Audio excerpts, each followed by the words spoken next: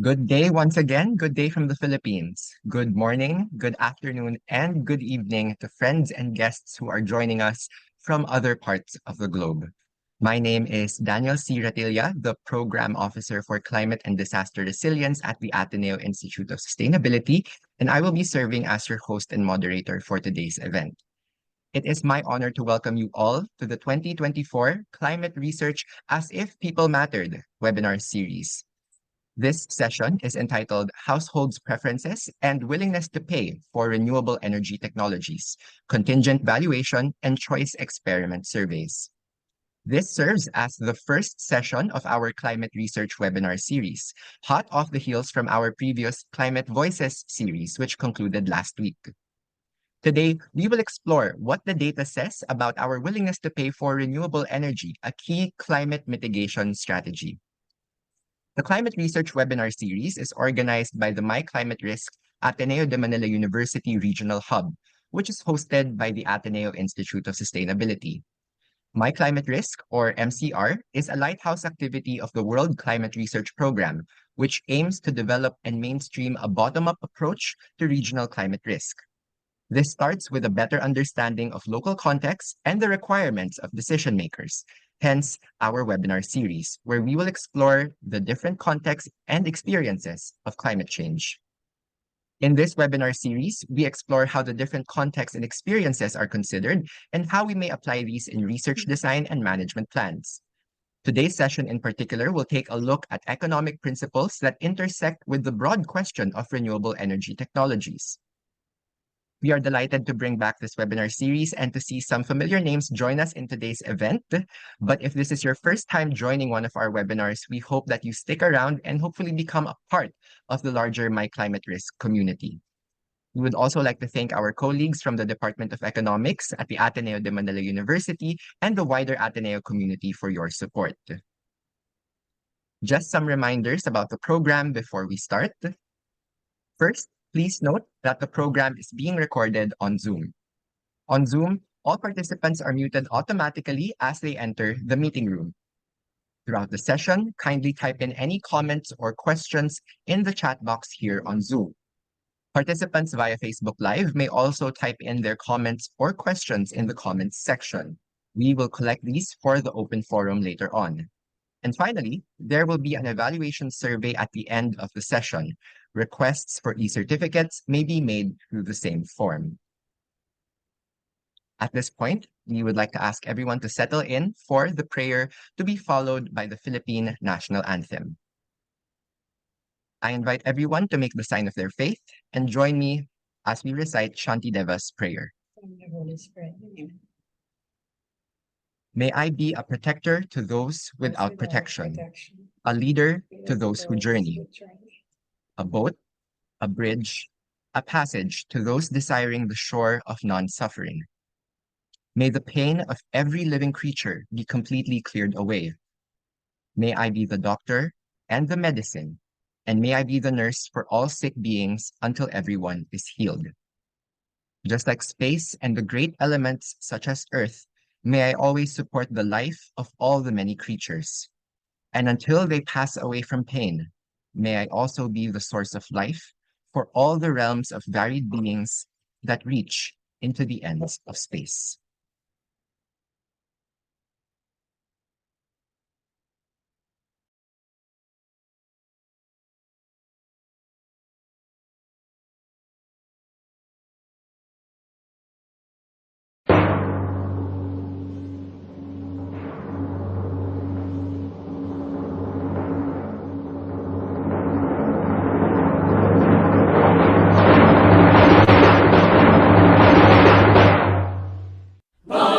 Magiliw, pelas ang sinanganan, alam ng puso, sa dibdib mo'y buhay. Lupang hinirang, duyan ka ng magiting, sa manlulupit, di ka pasisiin. Sa dagat at bundok, sa simoy at sa langit mong bukaw, may nilagang tula at awit sa paglayang minamahal. Ang kislap ng watawat mo'y tagumpay na nagdiningning, ang bituin at araw niya kailan pa may magdidilim. Lupa ng araw ng walhating pagsinta, buhay langit sa piling mo. Ang ligaya na pag may mga api, ang mamatay ng dahil sa'yo.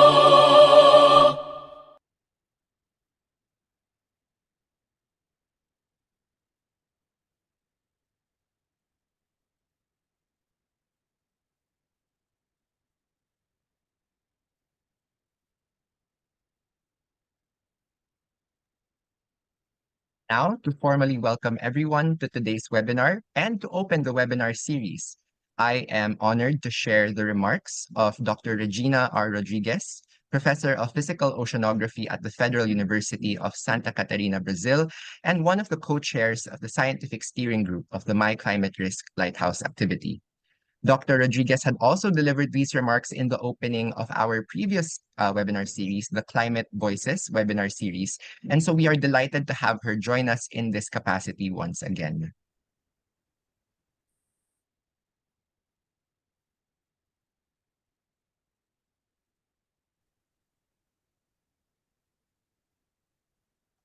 Hi, I'm Regina Rodriguez from the Federal University of Santa Catarina in Brazil, and I co-chair the WCRP Lighthouse activity, My Climate Risk, with Ted Shepherd from the University of Reading in the UK.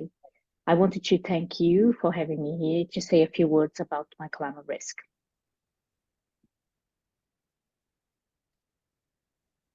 So the new science that is pictured within My Climate Risk is not around models or observations or process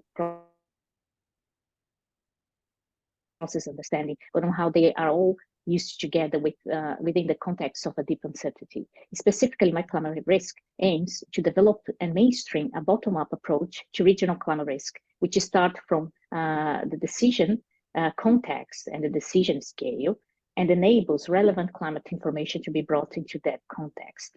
By developing a new framework for assessing and explaining regional climate risk using all the available sources of climate information, we expected that climate information will be made meaningful at the local scales. So in this sense, we reflect on the insights provided in a different context, that of economics, by E.F. Schumacher in his celebrated book, Small is Beautiful, from 1973, to see what light they might shed on the challenge of inverting the construction of a climate information for local to regional climate risk. Schumacher asked how economics might look if it was structured as if people mattered. We asked the same question of a climate change science and find many parallels. One is the need to deal with the complexity of a local situations, which can be addressed by expressing climate knowledge in a conditional form. A second is the importance of a simplicity when dealing with deep uncertainty, which can be addressed through the use of a physical climate storylines. And the third one is the need to empower local communities to make sense of their own situation, which can be addressed by developing intermediate, what Schumacher called intermediate technologies that build trust and transparency. So that's why we propose our structure around a non-hierarchical ecosystem of labs, community of practice, like a micro-hazel network, sharing resources rather than competing for them, and anchored by model trees in the form of regional hubs, similar to the concept of the Wildwood Web by Susan Chinard. These are our current hubs, and we have many of them, the majority in the global south. That's what we are proud of, and all sharing our principles. So this, I hope that will be a fantastic, I'm sure there will be a fantastic webinar series, a safe place to drive discussion and insights from different community sectors and experience to achieve a more actionable climate research and to promote a more open and equal concept of a collaboration that can help local communities and stakeholders to make sense of the experience of climate change and define their climate information needs. Always focus on exploring this bottom-up approach from a human perspective in a context, in this case, of Southeast Asia, which is the essence of my climate risk. So with that, I wish you all a very fruitful series, and I thank you for sharing our principles. Much appreciate. Thank you for being part of my climate risk. Thank you.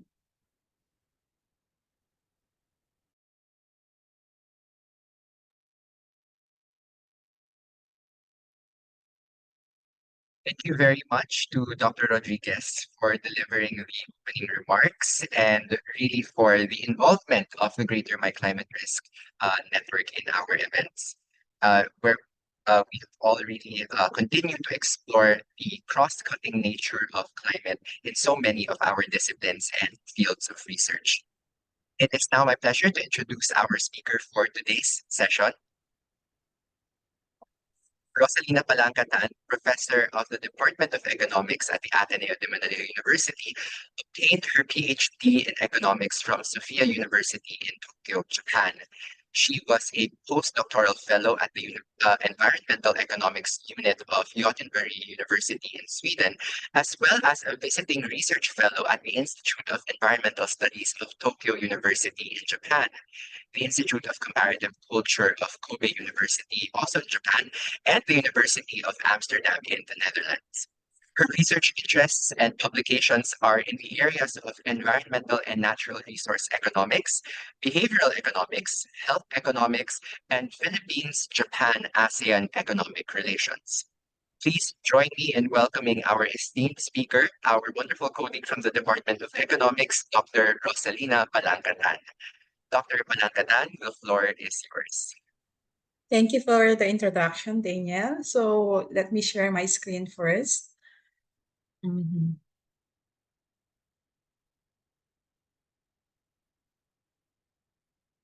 Okay. First of all, I would like to thank the organizers of this brown bag session for inviting us, for giving us this opportunity to share with you our research on renewable energy. So the title of my presentation for this afternoon is Metro Manila Households' Willingness to Pay for Renewable Energy as a Climate Change Mitigation Strategy. Okay. So we know that the Philippines, with its topography and socioeconomic structure, is highly vulnerable to climate change. The Global Climate Risk Index of 2021, which is a measure of the extent by which countries and regions are affected by extreme climate events, ranks the Philippines number 4 most affected country during the period 2000 to 2019. So the Philippines participates in global warming mitigation efforts through the Paris Agreement of 2015, in which the Philippine government made a commitment to reduce 70% of its greenhouse gas emissions by 2030. And in April 2021, this commitment was updated to 75%.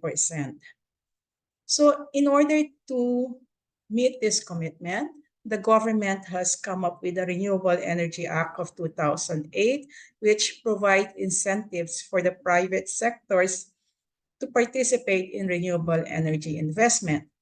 The government has also come up with the National Renewable Energy Program, for the first one for the period 2011 and to 2030. And for the energy sector, this program aims to increase the share of renewable energy in the total electricity generation capacity in the country to 50% from 30% in 2019. And this is to be reached by the year 2030. Now, this renewable energy program entails additional costs that will be passed on to consumers through the feed-in tariff scheme. That is, whatever is the generation cost will be passed on to the consumers of electricity, and also through incentives and subsidies given to investors, renewable energy investors, and these subsidies will be funded by people's taxes. So it is important for the success of this program to have the support of the people. And in this regard, our research aim to contribute evidence-informed sustainable energy policy making and program implementation, specifically the National Renewable Energy Program and the specific component on electricity generation. So we intend to do this by looking into households' preferences for RE source electricity supply. Specifically, we aim to estimate willingness to pay of households in Metro Manila for a higher share of RE in electricity power generation. And this willingness to pay in economics is actually a measure of the perceived benefits, that people perceive to obtain or to gain from the RE program. Our research also aimed to determine the factors that influence or that contribute to this willingness to pay. Now, my presentation will be taken from two papers which we have written out of the RE project. And the first paper was published in Sustainability Science, and it came up with an estimate of the willingness to pay for an increased share of renewable energy in electricity generation in the Philippines using contingent valuation method. So this was published in mid-2023. And then the second paper would aim to come up with estimates of willingness to pay for specific RE technologies, namely solar, wind, biomass, and small-scale hydro. And we arrived at the willingness to pay for these renewable energy technologies using the choice experiment method. So the paper was published early this year, I think in January 2024, in the International Journal for Sustainable Development and Planning. Now, I would start my presentation with paper number 1. I will be giving details of the CVM methodology and share with you the results of the exercise, the estimation exercise. After which, I would be briefly discussing the choice experiment methodology and the results of the research, the CE survey. So paper number 1, contingent valuation method. Contingent valuation method, I would like to describe the method with these 3 statements. The first one, it is a non-market valuation technique. In economics, if you want to know how the values people perceive, the benefits people perceive to get from a good or service, you have to just resort to market valuation techniques. That is the market. You have to look at the market. If somebody in the market, say in a market you have goods and there are prices attached to it. Say there is a 230 peso good here, probably a toy, okay? If somebody buys the good and pays 230 pesos for it, that means that that individual who is buying the good perceives to gain benefits in the amount of 230 pesos from the good. That's why he's willing to give up his 230 pesos for the good. So to be able to estimate the benefits that people perceive to get from a good or service, you just have to go and look at the price of the good in the market. Now, there are some goods and services and amenities in life that are not traded in the market, that are not sold in the market. Example, there are some goods that are not yet commercially available in the market. For instance, the COVID-19 vaccine, they're still not yet available in the market when I conducted the survey, the CVM survey on COVID-19 vaccine that was published in 2022. So for goods that are still to be introduced in the market, economists resort to contingent valuation method, non-market valuation techniques, 2 of which are contingent valuation and choice experiment. Now, also for public programs that can provide amenities, say the National Renewable Energy Program of the government, that could provide environmental amenities to people, climate change mitigation. And that is not sold in the market. Public programs are not sold in the market. So to be able to estimate the benefits that people get from these public programs, we resort to non-market valuation techniques. That is contingent valuation method and also choice experiment. So contingent valuation method is a non-market valuation technique. Second, it is a stated preference approach in non-market valuation. What do we mean by this? This is very simple. So it simply means that in CVM, we ask people directly their willingness to pay for the good or the service or the public program. Okay, so we ask people to state their willingness to pay for the good or the service or the public program. So that is what we mean by the stated preference approach in non-market valuation technique. Okay, so how do we ask the question? So I might as well discuss this already. There are different question formats, willingness to pay question formats. The two most common are the two that I included in this slide. The first one is an open-ended question. So in the survey, we simply ask the respondent, how much are you willing to pay for this good? How much are you willing to pay for this public program? Or what is your maximum willingness for the good, for the public program? And the respondent would have to give an amount of money for the answer. Now, the other common format, willingness to pay question format, is the dichotomous choice or the DC question format.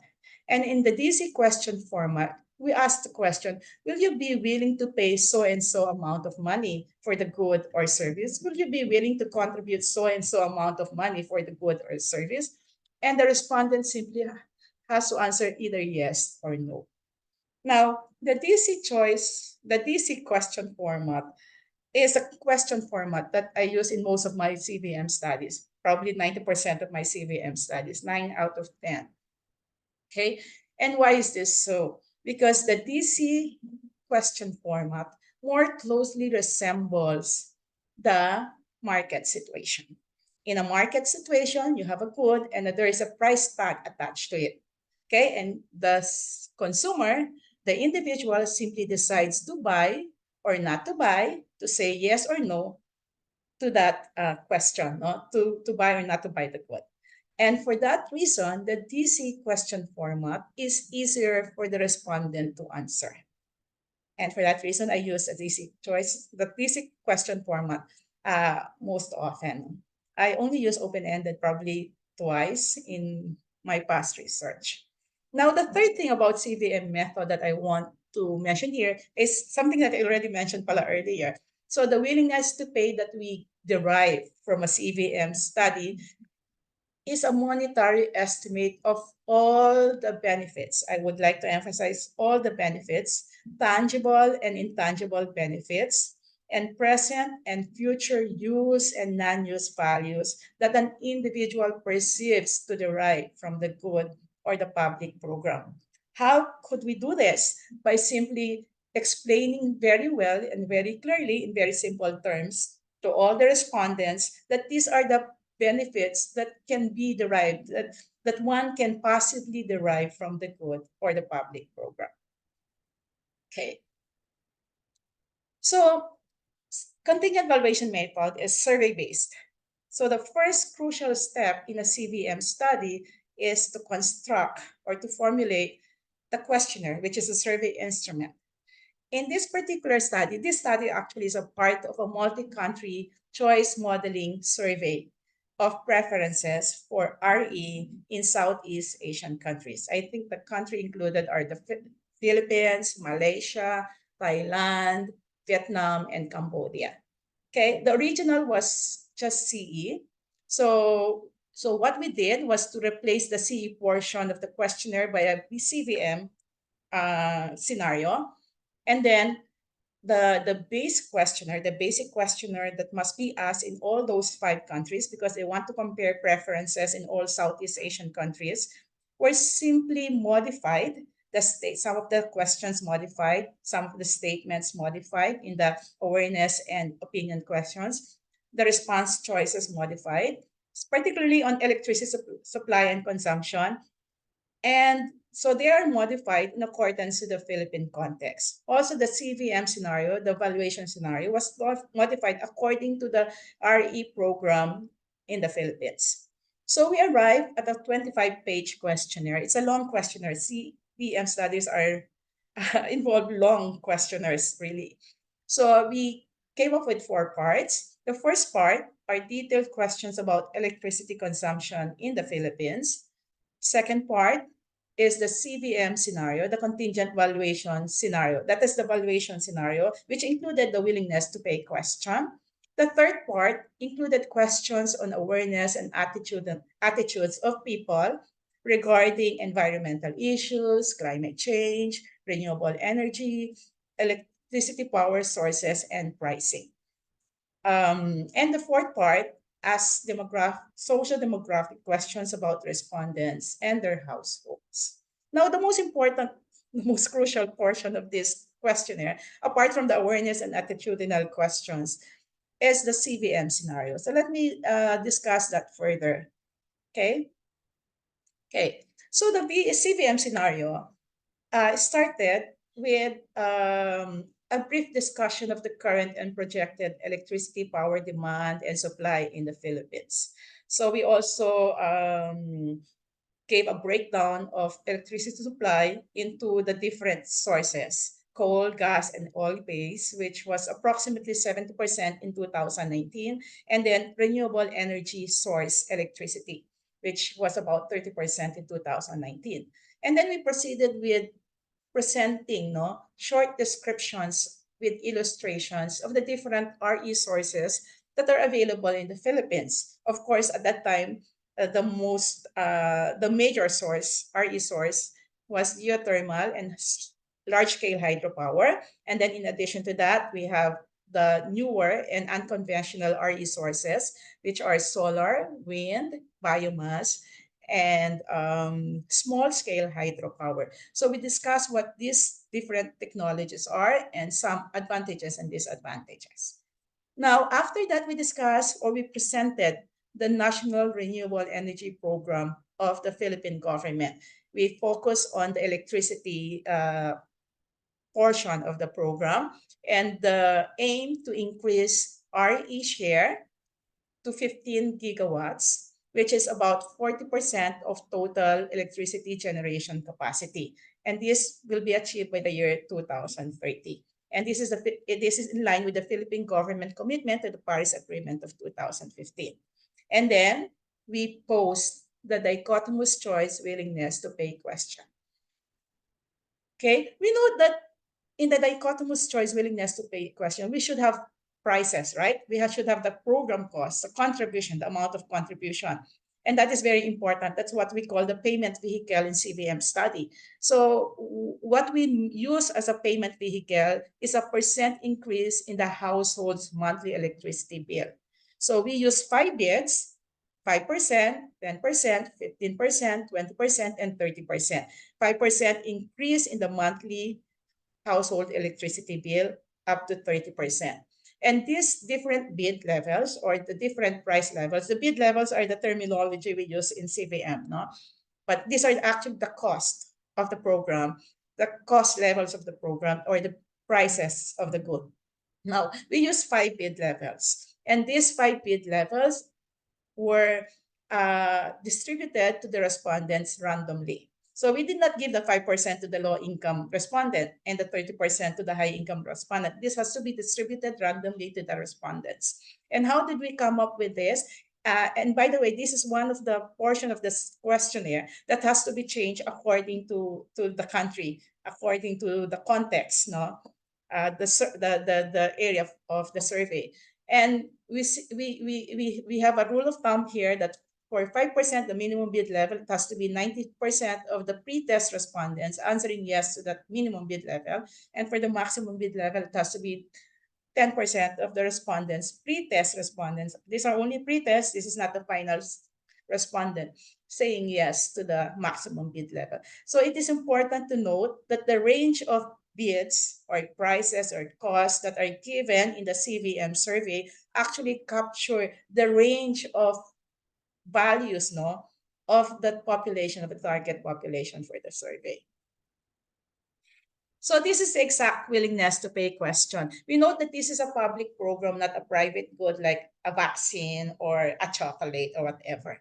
So if the thing that is to be valued, if the good or the service that is to be valued is a public good, so we have to frame the willingness to pay question within a referendum context. And this is that referendum context. So we say, suppose the renewable energy program that will increase renewable energy share in total installed electricity capacity to 50% would mean that the monthly electricity bill of your households and all the households in the Philippines would increase by 5% or 10 or up to 30%. No? So a specific price here is randomly assigned to a particular respondent. Okay, so would you vote in favor of the program? Yes or no? Would you vote and be willing to pay that additional cost, electricity in your electricity bill? And we ask them to say yes or no. So note that here we also include the chip talk. Before they are able to answer this, we say, please be reminded that your household budget will be reduced if ever the program is pursued, because you have to pay more for electricity and that will give you less. Other things being the same, ceteris paribus in economics, you will have less for other expense items for your family. And then they are allowed to say yes or no. That is the answer to the willingness to pay question.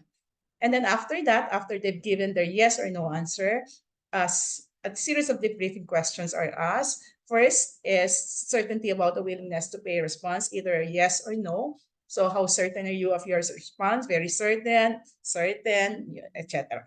Okay, it's a 5-point scale, no? And then we also ask for questions, for reasons for the yes answer. So what among, say, a list of reasons would be your reasons for saying yes? And then for no respondents, what among a list of no reasons would be your reason for saying no to the willingness to pay question? And this to be able to identify yes saying for yes answer respondents and protest bid for no respondents.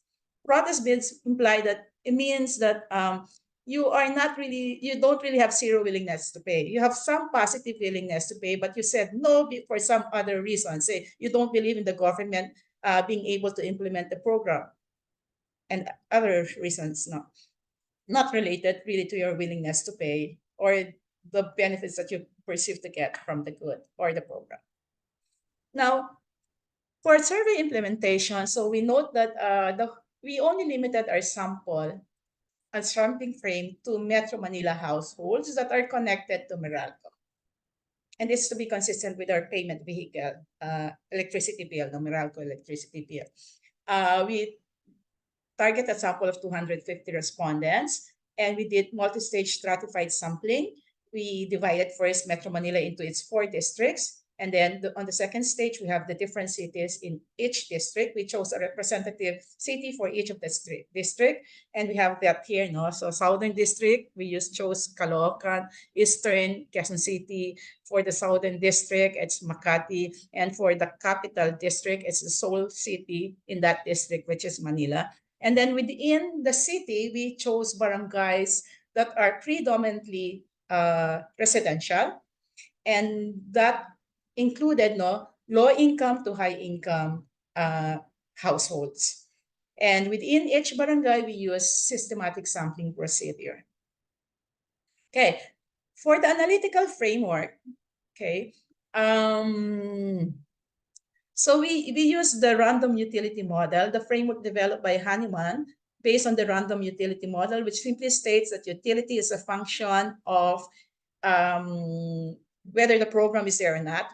H stands for whether the program is there or not. So if the person answered yes, then H is 1. And if the answer is no, then H is 0. And then income, disposable income. And then M is the vector of household characteristics. And of course, a stochastic term that will capture utility factors that are not included in our explanatory variables. So we just have the probability of yes answer is equal to the probability that the utility with the program is greater than the utility without the program. And this becomes a cumulative density function that can be estimated using binary logic regression procedure. And with the estimated coefficients from the regression. We can estimate the mean, the parametric mean willingness to pay using that formula, the matrix product of the coefficients and the explanatory variables divided by the coefficient of the bid variable. And we can also compute for the non-parametric mean willingness to pay using the Turnbull formula, and the formula is here. Okay. Now for the results. Okay. So for this table, we have respondents' profile. So on average, the respondents are 43 years of age, and 25.6% of respondents are male. So the majority, 3/4 of respondents, are female. Why? Because we conducted a survey during weekdays, office hours of weekdays, during which the mostly male household head are out for work. Okay, and so the available household is the spouse. The available member of the household is just the spouse of the household head, which are mostly female. Now, on average, each respondent has reached vocational or college education, some years in college. The average household size is 5 members, and average household income of our respondents is 44,940. We note that this is slightly higher than the actual average household income in Metro Manila of around 33,000 pesos. We shall discuss this later because we shall be adjusting our estimate of the mean willingness to pay to the actual average household income in Metro Manila. In dollars, it is $912. Now, the average electricity consumption of our respondents is 337 kilowatt hours. In value terms, this is 3,010 pesos or 61 US dollars. And then around 36.8% of our respondents were delayed in payment of their electricity bill. Please note that the survey was done in December 2020 during the lockdown. So there was some leniency in collection of payments, Meralco payments, as mandated by the government during the lockdown, during the pandemic.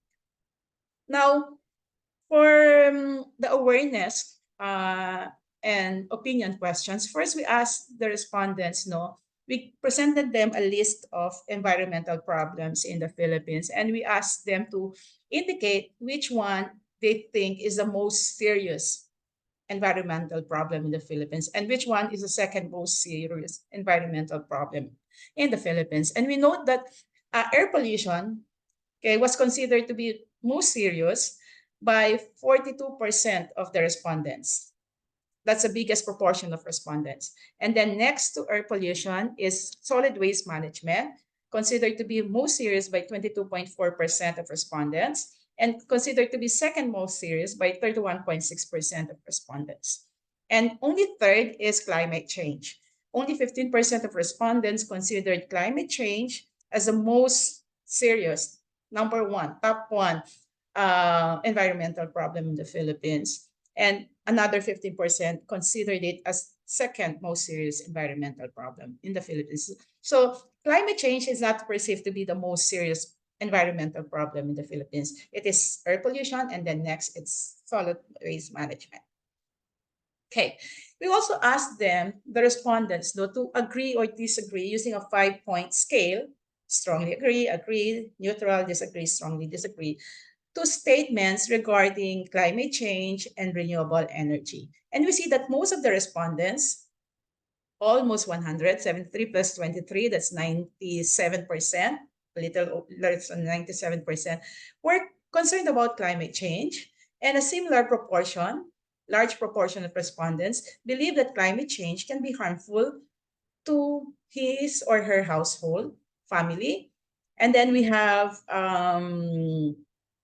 around 70%, 33, 34, so around 70% of respondents, a little less than 70% of respondents agreed that science and technology will eventually solve our problem with climate change.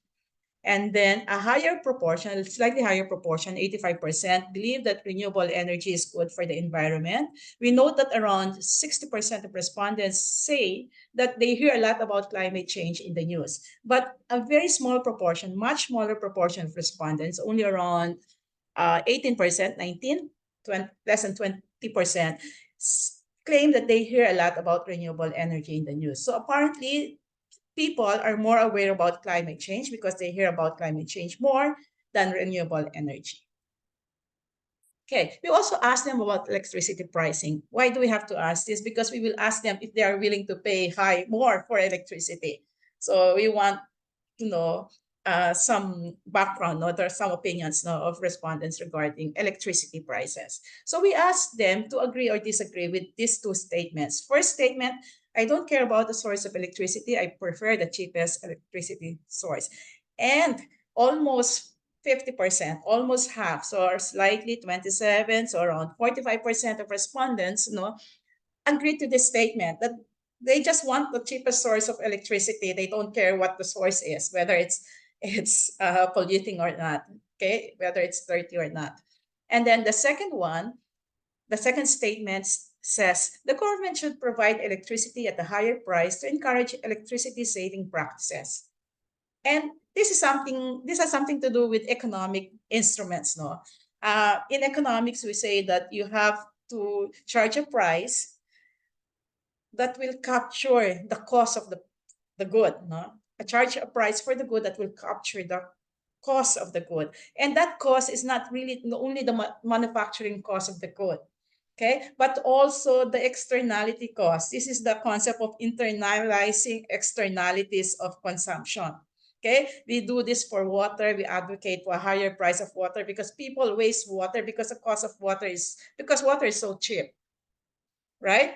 And we have to do something about the environmental cost of water consumption. And we can use the extra money to actually fund programs that will reduce environmental cost of water consumption, such as pollution, to clean the rivers and other water bodies, the aquifer. Now, something like this can also be done for electricity. So we asked the question, the government should provide electricity at a higher price to encourage electricity saving practices. And only around 10% of respondents agreed to this statement. And of course, we can understand this because electricity, not like water, which is very cheap, electricity is quite costly in the Philippines. In fact, the price of electricity in the Philippines is the highest in Southeast Asia. Okay. Now, there's also a question on carbon dioxide removal technology, awareness about this technology.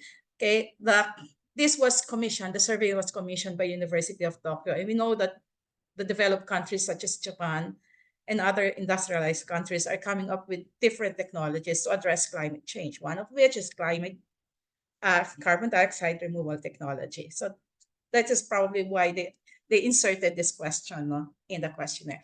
And we can see that not so many people are aware of this. 39% of the respondents have not heard about it until the survey. And then 22% have heard about it, but has no knowledge about it, whatever that is, but they have heard about the term.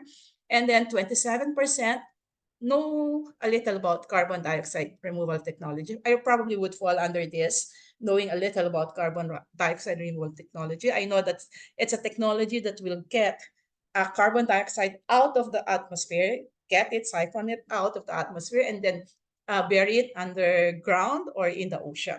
But that's all that I know about it. And then there's a fair amount, 9.2%. Maybe I fall under a little and fair amount. And then a great deal, only 1.6% of the respondents said, yeah, I know a lot about carbon dioxide removal technology, which is not surprising. Okay, now the willingness to pay answer, yes or no, to the question, to be able to validate it and check for consistency of the willingness to pay answer, we conducted separate binary logic regressions of the willingness to pay question with each of the awareness and opinion questions, answers to each awareness and opinion questions. Okay, and in general, we were able to validate the willingness to pay questions of the respondents, meaning they really think about their answer before they answered it, because it was consistent with their awareness and opinion answers. Okay, and so we were able to check that respondents who considered climate change as the two most serious problems in the Philippines are more likely to vote for the Renewable Energy Program, RE program, and be willing to pay for it. And also those who believe that the 50% share in RE can be achieved were also more likely to vote for the program and be willing to pay for it. Also, those who believe that RE can contribute to climate change mitigation were also more willing to pay for the program. So, which validates these results, these statistically significant results, validate the willingness to pay answers of the respondents. So we have more validation here. So we regress the willingness to pay answer with the other awareness of opinion questions, answers to the awareness and opinion questions. And we note that respondents who are more willing to pay the additional cost of RE are those who do not prefer the cheapest source of electricity. That's why we have here a significantly negative coefficient. And those who are open to higher electricity prices to induce electricity consumption saving behavior. Okay, and those who think that climate change is harmful to their households, that renewable energy is good for the environment, and those who hear a lot about RE in the news, those who hear a lot about climate change in the news, and those who have less knowledge about carbon dioxide removal technologies. Those who know less about carbon dioxide removal technologies are more likely to pay for the RE program. And this only indicates that, again, consistent with economic intuition, that they see this carbon dioxide removal technology as an alternative to the use of RE sources of electricity. And indeed, it is an alternative to the use of RE sources of technology. So if there is this CDRT, carbon dioxide removal technology, so there is no need to increase the share of renewable energy in electricity generation. Okay, so we have here the bid function, and this is simply a graph of the cost of the program, 5%, 10, 15, 20, 30, vis-a-vis the proportion of yes respondents. So we see that when the bid price or the cost of the program is just an additional 5% increase in electricity bill, 64% of the respondents answered yes to the willingness to pay question. And we note that as the price of the program, as the cost of the program increases, the proportion of yes answers also decreases. So from 64% to just 34% when the bid level is 30%. Okay? And this is just consistent with the law of demand in economics. The higher the price, the less the demand for the good. So again, this validates the willingness to pay results of our survey. Now, we would like to now know the factors, in terms of characteristics of the respondents and some economic factors that influence willingness to pay. And we did this by conducting multiple regression, binary logic regression. We ran 4 models. The first model, model 1, is a basic model that only included the 2 economic variables, the program cost, the bid level, the price of the program, and household income. And we see that our results are consistent with economic theory. For the price or the program cost, we have a statistically significant negative coefficient, which implies that the higher the program cost, the less likely would people be willing to pay to vote for the program. And this we also see in the chart that I showed you earlier, just in the last slide, no?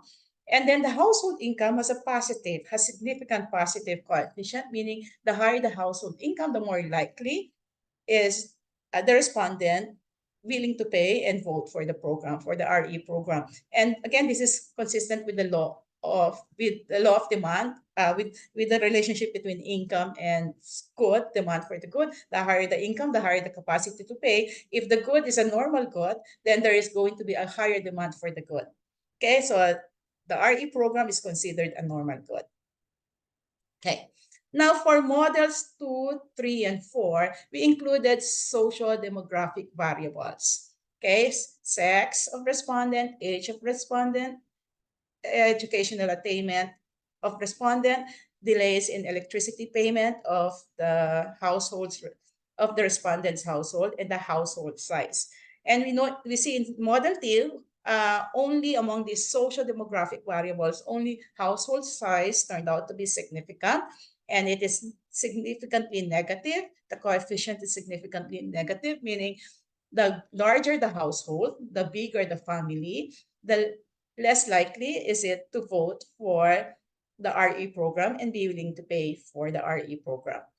And this is because a larger household would mean higher expenses and other things being the same, ceteris paribus. So this is going to be harder not to afford an increase in the price of electricity. Now, for models 3 and 4, what we did was to use electricity consumption as a proxy for household income. Okay, so we note that household income and electricity consumption are closely correlated because the higher the income, the bigger the house, the more electric appliances there are in the house, so the greater will be electricity consumption. But why do we have to have a proxy for household income? Because household income is somewhat correlated with education. And we note that the explanatory variables included in the regression must not be correlated to come up with robust results. So that's what we did. We replaced household income by, for model 3, by the value of electricity consumption, which is the electricity bill. That's model 3. And then for model 4, we use the volume of consumption, that is in kilowatt hour. So we note that the electricity consumption is positively related with willingness to pay. The higher the electricity consumption, which is a proxy for income, the lower is the less likely is the respondent be willing to pay for the good and vote for RE program. Now, with that, we have better results, better regression results. So we have more statistically significant variables. Education becomes statistically significant, and so with delays in monthly payment, and household remain to be statistically significant, statistically negative. So we have education. So the higher the educational attainment of the respondent, the more likely is the respondent to vote for the RE program and to be willing to pay for the RE program. And this is because with higher education, we assume that they are more knowledgeable about climate change, about RE. RE is a climate change mitigation strategy. So it increases the likelihood that the respondent will be willing to pay for the program, will vote for the program. Now, with delays in electricity payment, so we note that households that are delayed in paying electricity bill are less likely to vote for the program. And this only reflects the difficulty of the time, some financial difficulty of the households. Again, this is consistent with economic logic. Okay, so we now compute for the mean willingness to pay. So for our average income, sample average income of 44,940, the mean willingness to pay is 13.7% of monthly electricity bill. So if the monthly electricity bill is 1,000 pesos, so on the average, the household is willing to pay an additional 137,000 pesos for the renewable energy program. Now, as I said earlier, the 44,940 average household income for the sample is slightly higher than the actual average for Metro Manila, because the actual average income for Metro Manila is just 34,821.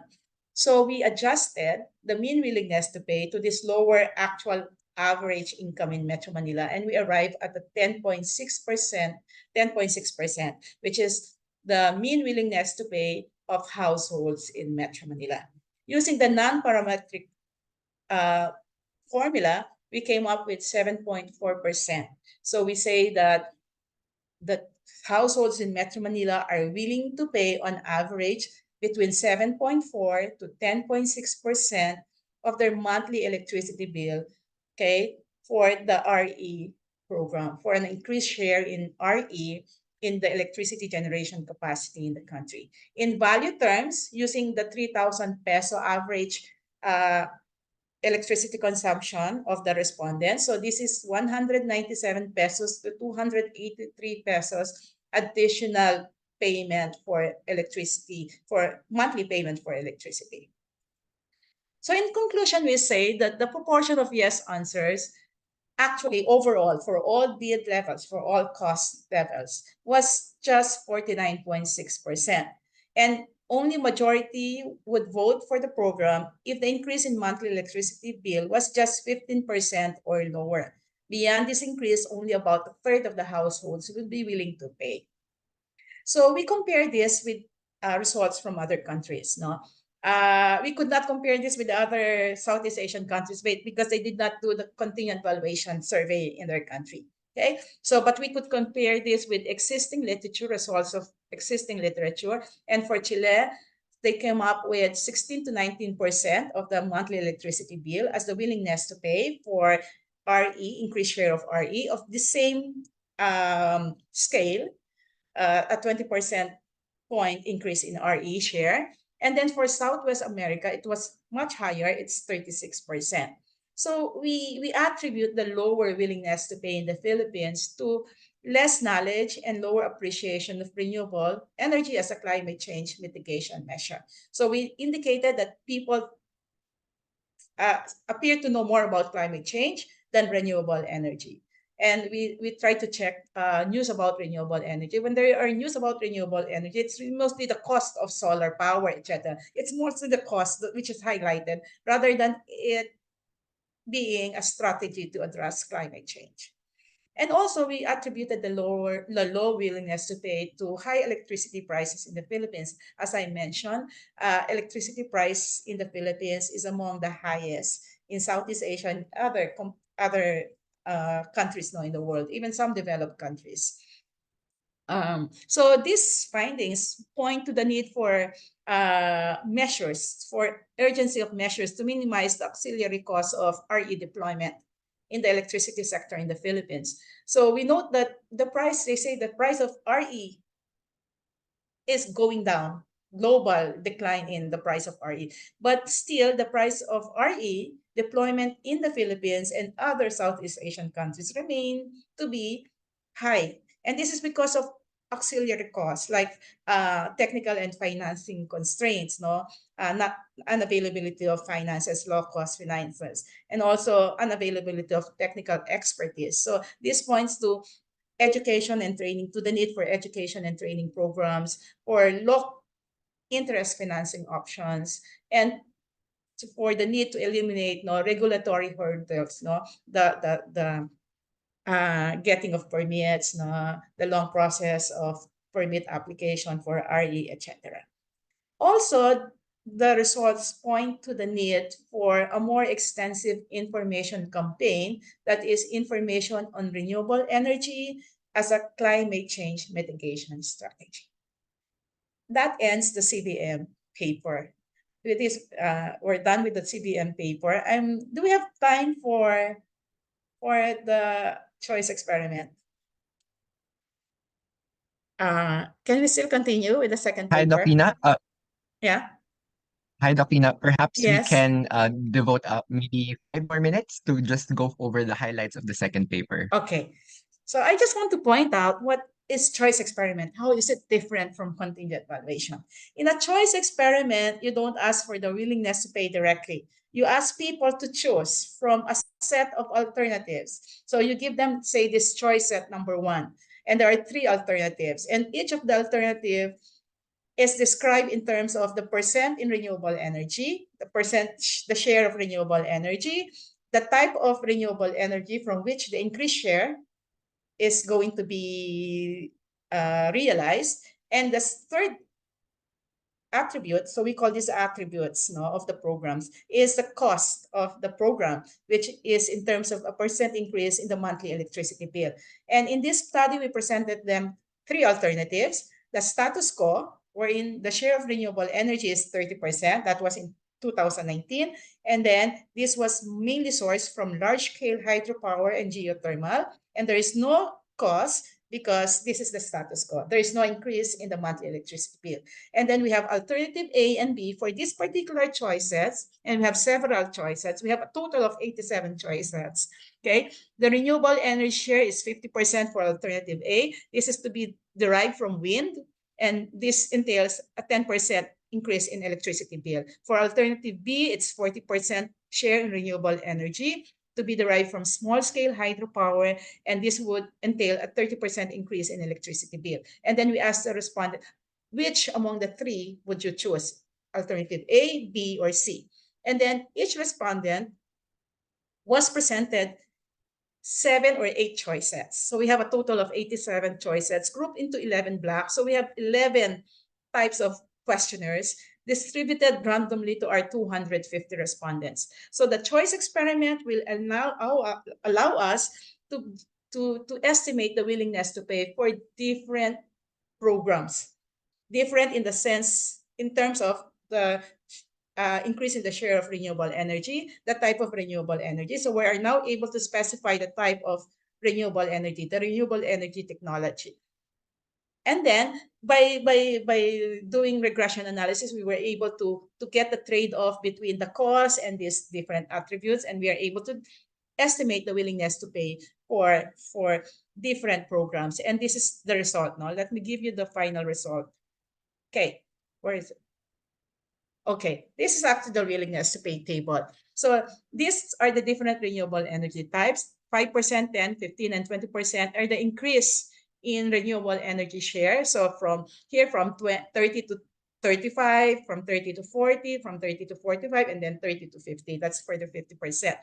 And this number here, in after the first row and the second row of the first row and first column of the matrix, the numbers in the matrix, no, would give us the willingness to pay. So 15.53%, for instance, implies that on average, respondents are willing to pay an additional 15% of their monthly electricity bill for an increase in renewable energy share of 5% sourced from solar. 19.33%, the last column in the second row, would mean that on average, respondents are willing to pay an additional 19% of their monthly electricity bill for an increase in renewable energy share of 20% sourced from solar. Now for 11.91, last column, fourth row, that means that respondents on average are willing to pay 11.9% additional in their monthly electricity bill for a 20% increase in renewable energy share that is sourced from biomass. Okay, so these numbers are for the willingness to pay for specific increase in renewable energy share and from specific renewable energy technology. And we note that the willingness to pay for solar are highest, no? Okay, so the willingness to pay for solar is the highest among all the renewable energy technologies. And next to solar is biomass. After biomass, we have wind, and then the smallest willingness to pay, the least willingness to pay is for small-scale hydropower. Now, that is surprising, no? So we note that in our opinion and awareness question, we note that the most popular, the most known renewable energy technology is solar. And most of the respondents believe that solar is very environment friendly. And then the least known, surprisingly, is biomass.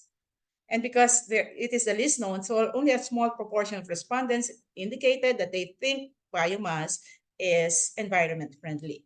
But it turned out that the willingness to pay for biomass is next, okay, to solar. And how could that happen? Is this inconsistency in result? Now, we note that during the survey, so we asked them for how for their awareness regarding each of the renewable energy technology and what they think about that renewable energy technology in terms of environmental friendliness. Okay, but after that, before we gave them the choice sets, okay, we discussed with them, or we introduced, we presented descriptions of the different RE technologies, the advantages and some disadvantages. And we noted that biomass is making use of waste materials to produce energy. And we know that solid waste management is actually the second most serious environmental problem, okay, considered by the respondents. So we think that because of the information on biomass being able to address also the solid waste management problem in the country, that could have raised the willingness to pay for biomass during the survey. Okay, and this only points to the importance of information campaign. Actually, CVM studies and choice experiment, because they explain to you the valuation scenario, the good to be valued. That is also by itself a good information campaign tool. Okay, so because in the interest of time, so I would like to end my presentation here. I would like to thank you for listening. I am ready for questions if there are any.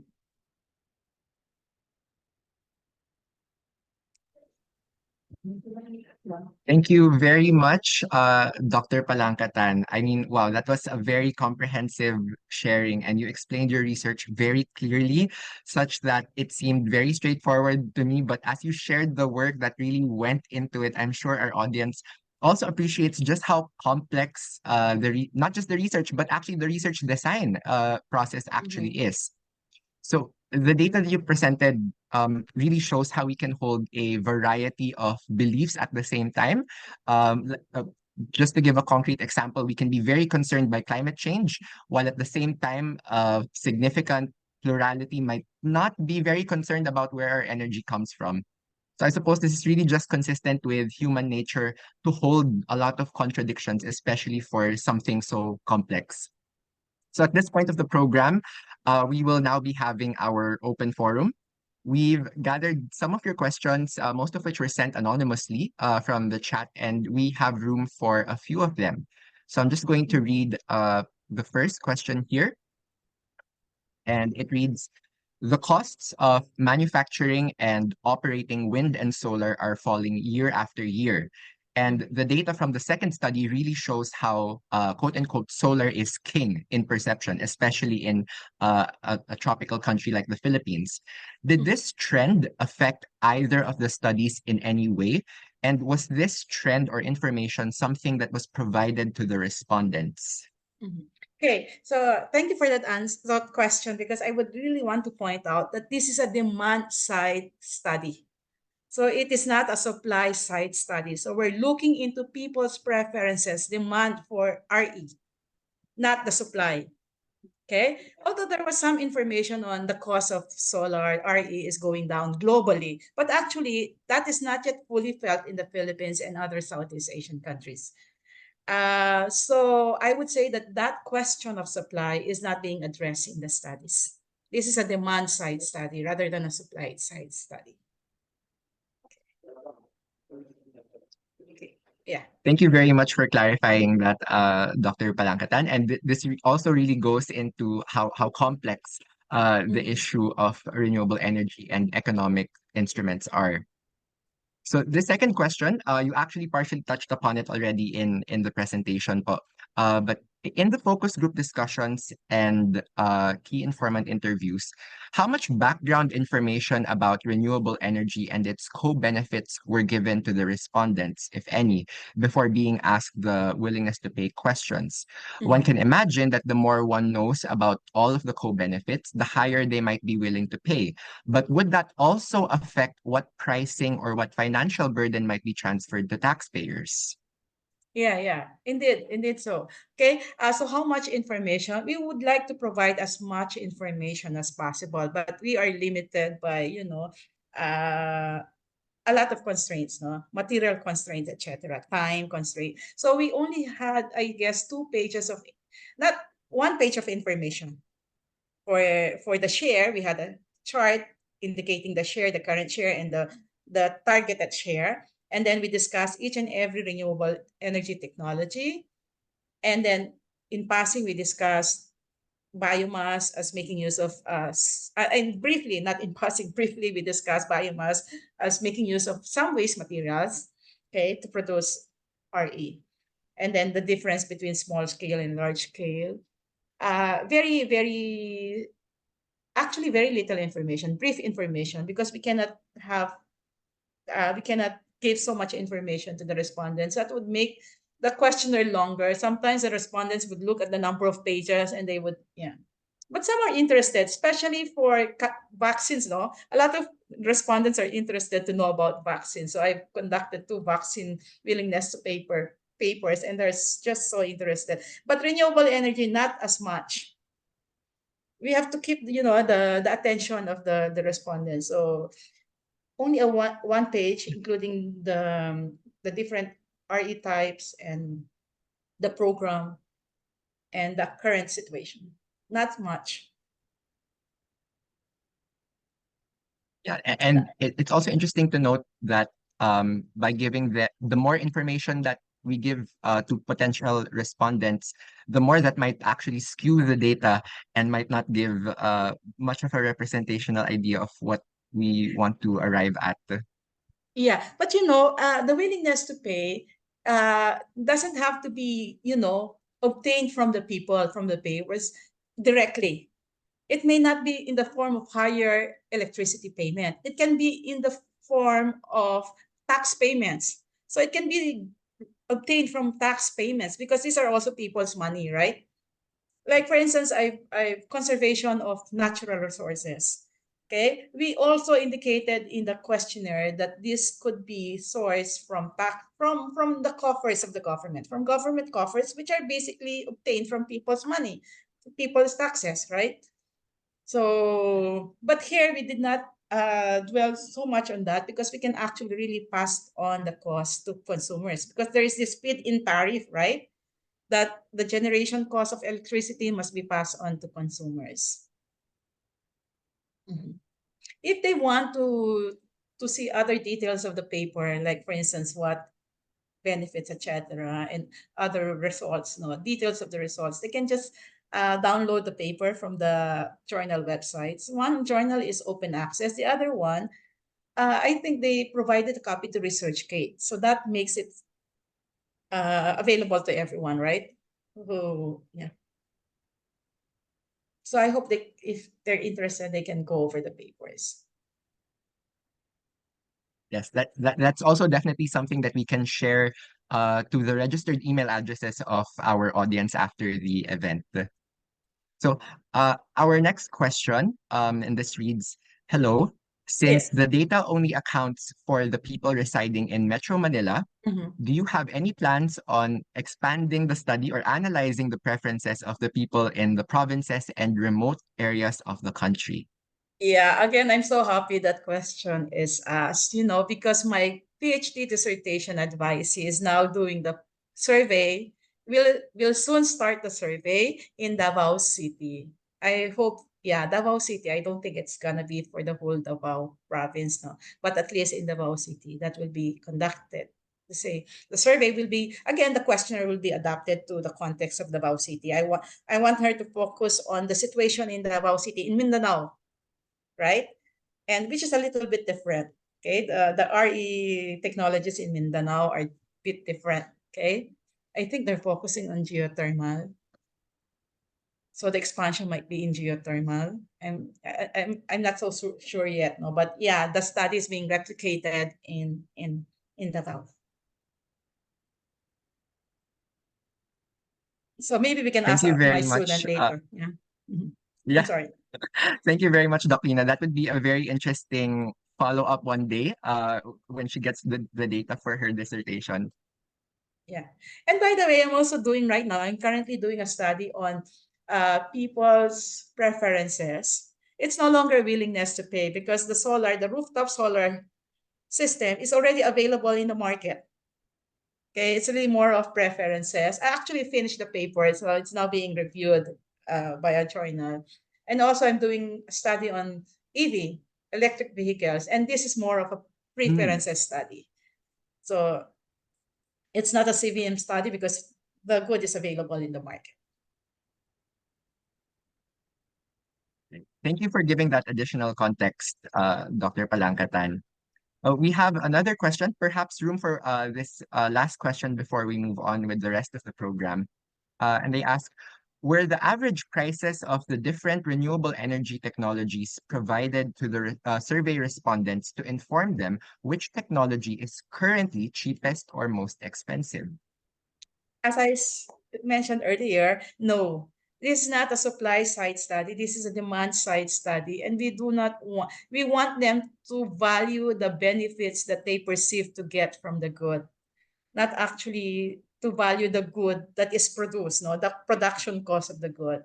Okay, so no, we did not. All right. Thank you for clarifying that this was not part of the one pager information guide that was given to the respondents. So No. thank you very much. Speaking of value, and since the question was answered very quickly, I hope that we can have one more question, Dr. Palanca-Tan, if that's okay with you. Yeah, it's So okay. Yeah. speaking of value, yeah. Do you think that the energy crisis in Metro Manila with the high alert levels for blackouts might increase the willingness to pay for renewable energy as an alternative energy source? I would suppose yes, especially for rooftop solar system, because rooftop solar system, one advantage is no blackouts, right? Because you can have your own supply, especially during this time. I would suppose yes. In fact, that is one of the one of the questions that we also asked. We also asked how many power outages have you experienced in the last number of months? And we actually regressed that with willingness to pay because we assumed that that would actually influence willingness to pay. That would affect willingness to pay. And unfortunately, it is not statistically significant. And that is because in recent years, power outages is not really a big problem in Metro Manila, right? I'm not so sure, but that's my impression. And so most of the answers, I think, although I don't remember exactly, very few power outages and not very long. So out of the 250 respondents we had, and when we regress it, it was not statistically significant. So thank you for that question also, because indeed that is one factor that could lead to willingness to pay. And we did check that, and it turned out to be not statistically significant. So those who experience more power outages are not likely to be willing to pay, not more likely to be willing to pay. Thank you very much, Dr. Palanca-Tan. And I suppose that also goes back to what you said, which was really interesting, that nowadays blackouts and power interruptions are not that big of a concern anymore here in Metro Manila, but perhaps it's a different context when we go out of the center. Correct, Yeah. correct, yes. Yeah, it's nice to do the survey also in other areas in the Philippines. Yes, that's correct. Very interesting questions from the audience. Yeah, Yes, credit very. to our audience members as well. So thank you Mhm. very much, Dr. Palanca-Tan, for your very insightful answers in continuing the conversation. And of course, thank you as well to our participants for your very insightful questions that really made this an engaging open forum. So we now move to the awarding of the certificate.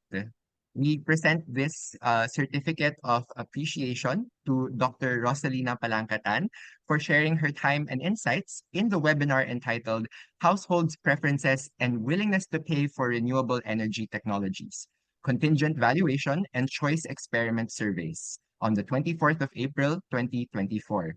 The certificate is signed by Jean Hardelesa Mijares, the Program Manager for Climate and Disaster Resilience at the Ateneo Institute of Sustainability, and Dr. Charlotte Kendra Gotanco Gonzalez, the Director of AIS and the focal point of the My Climate Risk Ateneo de Manila University Regional Hub. Thank you very much again, Dr. Palanca-Tan, for sharing your time and insights with Thank you us. very much for this certificate. Thank you very much to the audience for the questions also. And now, to deliver the closing remarks for the program, may we call on Dr. Leland Joseph de la Cruz, the Assistant Vice President for the Social Development, Environment, and Community Engagement Cluster of the Ateneo de Manila University. Hello, good day to everyone. I think we're off to a fantastic start for this climate research webinar series. with Dr. Palanca-Tan's presentation on households' willingness to pay for renewable energy. I heard earlier that the strategy of the World Climate Research Program is to focus on the decision scale. So it's very appropriate that we start with a paper that looks at households making decisions on adopting renewable energy. Well, there are certainly actions that institutions have to take, like the government and corporations. Households can definitely help respond to the climate crisis through actions like adopting renewable energy. But as Dr. Palanca-Tan points out, there are many factors which affect their willingness to adopt renewable energy, and certainly cost is a key determinant. I speak from my own personal experience. For the past 10 years, we've been considering going at least partially solar in our household. We've asked for quotes once or twice, but 10 or so years ago, we hesitated a lot because of the price. As somebody pointed out, though, in the audience, with the reduction of the price of solar inputs and the increasing supply, I think if we ask for a quote now, we'll probably get it done sooner rather than later. And I've also heard of NGOs trying to help institutions like schools and governments to consider adopting renewable energy. So the shift to renewables is becoming more and more important for countries like the Philippines, where we're really feeling the effects of climate change. Right now, we're experiencing record high temperatures, and unfortunately, we'll continue to do so for at least another month. So Dr. Palanca-Tan's research is certainly something that will provide valuable inputs to this policy decision or decisions of households to adopt renewable energy. And we certainly hope that given her detailed discussion, especially of methodology, this can be replicated elsewhere. We thank Dr. Palanca-Tan, and please let's give her a virtual round of applause for her presentation. And we thank My Climate Risk and the World Climate Research Program for starting this climate research as if people mattered webinar series. And of course, the Ateneo Institute for Sustainability for this particular session. Once more, let's thank MCR and AIS for this session. Finally, we thank everyone for coming to this session, and we hope we continue to exchange ideas on how to address this climate challenge that we collectively face. Thank you everyone for your participation. Thank you. Thank you.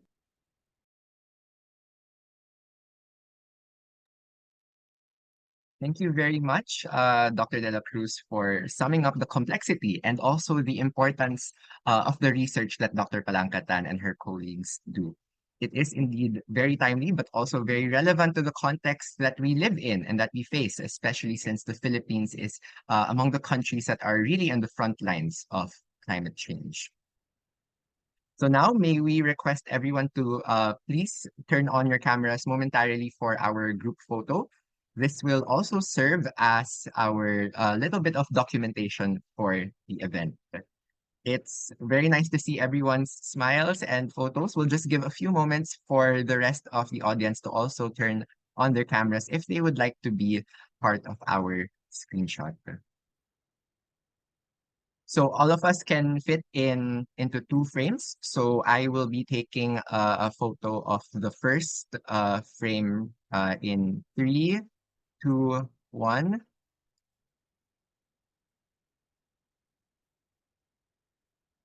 Thank you very much. Now moving on to the second frame. So please keep your smiles on. Taking the photo in 3, 2, 1.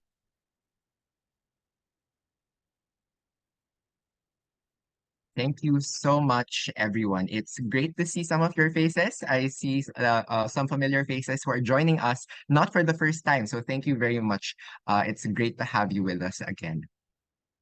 And before we close, we would like to share another initiative, the Climate Stories Initiative, which members of the audience may be interested in if you would like to be a part of the activities of the Ateneo Hub of My Climate Risk. Each of us has our own climate stories, And we have all experienced the impacts of climate change one way or another. Dr. De La Cruz just referenced how hot it is right now, especially as we enter the tail end of the El Nino that we are facing right now. The Hub has launched this initiative grounded on the belief that we are all storytellers as well as scientists. And so we'd love to read or see your story. And this is an open call for submissions, especially as we in the Hub seek to elevate the Southeast Asian voice on the experience of climate change. So if you're interested in submitting or in just reading about more about this initiative, the tech team has posted the link in the chat. And of course, since this is an event and we very much value your feedback because we are data driven in how we do things and how we approach our events, we would like to ask everyone to please answer the evaluation survey with the QR code and link flashed on screen. Requests for e-certificates may also be coursed through the same form. So thank you once again, Dr. Palanca-Tan. We would also like to take this opportunity to thank our Filipino Sign Language interpreters, Ms. Edna Comia and Ms. Annalisa Regis Tolentino, for making our event both more inclusive and more sustainable. And to all of you, thank you very much for your participation in this webinar. We hope that you've gained fresh insights on how complex the question of renewable energy really is through the lens of economic valuation and economic principles. So please don't forget to accomplish our event evaluation form. Our tech team has also posted that link in the chat. Again, if you would like to receive e-certificates, these requests may be coursed through the same form. But of course, since this is just the first in our series, we hope to see you again in our next webinar, which is happening next Friday. In my opinion, this would be a very good way to cap next week with what is sure to be an intellectually stimulating conversation on the connections between gender and climate. That's on the 3rd of May, 2024, 4 to 5:30 p.m. Philippine Standard Time with Attorney Ryan Kwan, a colleague from the Ateneo Law School. You may also register for the next session in our link tree. So thank you very much, everyone. Enjoy the rest of the day, and I'm very happy to give you back 3 minutes of your time this afternoon.